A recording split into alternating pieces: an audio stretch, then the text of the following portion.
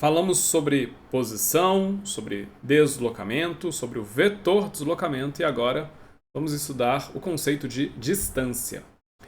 Vimos que o que importa para o deslocamento é somente a posição inicial e a posição final do objeto. Ou seja, o que acontece no meio do movimento não afeta o deslocamento.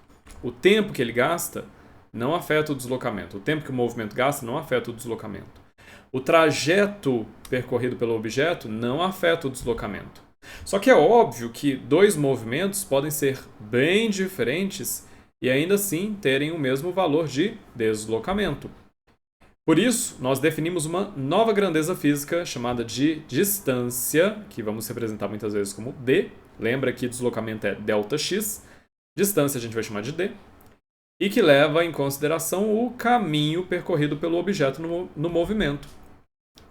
A distância, então, corresponde ao tamanho da trajetória do objeto, ou seja, ao espaço total percorrido por ele. Então, considere o caso em que a pessoa sai de xi igual a 1 metro, vai até x'l igual a menos 1 metro e depois segue para xf igual a 4 metros, exatamente como a gente viu no exercício, no slide anterior. A pessoa sai de x igual a 1, vai até x igual a menos 1 e depois segue para x igual a 4. Vimos que neste caso, o deslocamento, considerando o ponto inicial aqui e o ponto final aqui, o deslocamento foi de 3 metros. Agora, a distância percorrida por ela nessa situação é de 7 metros. Verifica aí, ó. Ela saiu daqui, andou 1 metro para cá, mais 1 metro para cá, 2. Depois mais 1, 2, 3, 4, 5 metros, ou seja, ela andou um total de 7 metros. Então, nesse caso, o deslocamento dela foi de 3 metros, mas a distância percorrida foi de 7 metros. Então, repara que a distância já considerou o trajeto, o caminho total percorrido pela pessoa. A unidade de distância também é o metro, assim como a posição e o deslocamento. E observe que a distância é sempre positiva, tá? Nós vimos que o deslocamento é um vetor e por isso ele deve ser descrito com seu módulo, direção e sentido. E o deslocamento pode ser negativo, caso o objeto esteja se movendo no sentido negativo do eixo. Agora, a distância vai ser sempre positiva e ela é descrita completamente apenas pelo seu módulo.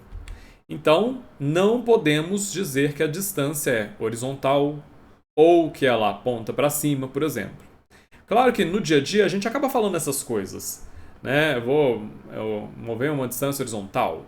Ok, só que na física a gente tem que tomar cuidado com as definições para não confundir os conceitos.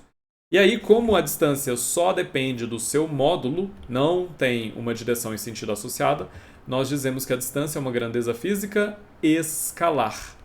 Só tem módulo.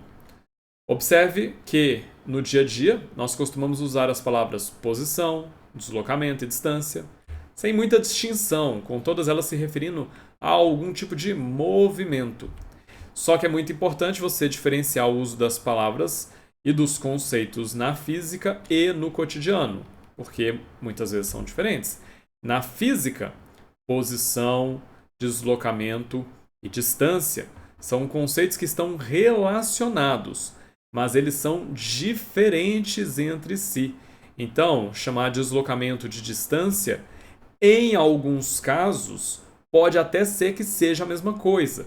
Então, no exemplo lá anterior, se a pessoa tivesse saído do x igual a 1 e ido direto para o x igual a 4 sem passar pelo x igual a menos 1, neste caso, tanto o deslocamento quanto a distância valeriam 3 metros.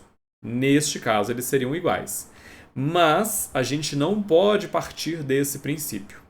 A gente tem que considerar que posição, deslocamento e distância são conceitos diferentes entre si no âmbito da física. Por isso, bastante atenção.